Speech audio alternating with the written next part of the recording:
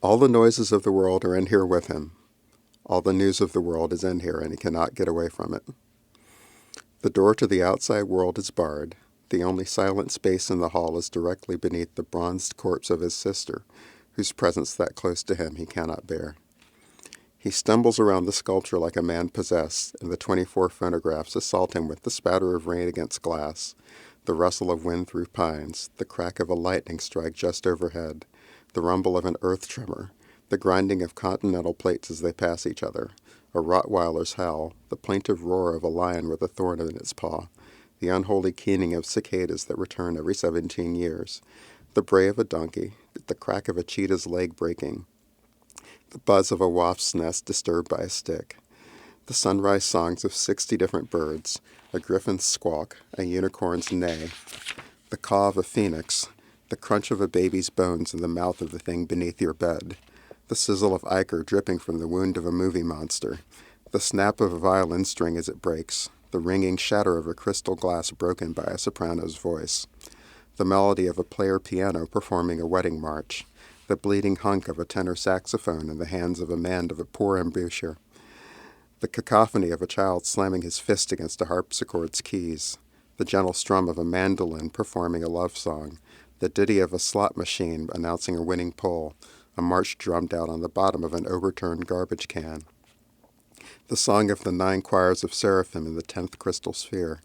the fanfare announcing the entrance of a professional boxer into the ring, the scratch of a quill pen writing a poisoned pen letter, the snick of the lock on a prison cell's door, the explosion of a firecracker, the snap of a bullet sliding into the chamber of a revolver, the twang of a bowstring,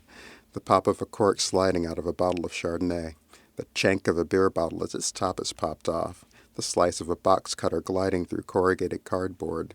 the burble of hot chicken soup on the stove, the smack of a baseball bat impacting with a skull, the beep of an automobile's horn, the ring of a telephone, the splintering of a door to a drug den as the cops come crashing through,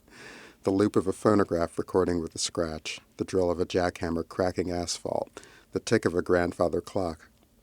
the rattle of a flying car's malfunctioning engine, the trundle of a railway car, the creak of a first-generation tin man's rusted joints, the tick of a bicycle's gears, the whir of a film in its projector, the scream as a hammer comes down on a finger, the squall of a thirsty newborn babe, the nonsensical words of a toddler, the tentative stutter of a 10-year-old learning to swear, the giggle of a teenager looking at his first pornographic woodcuts,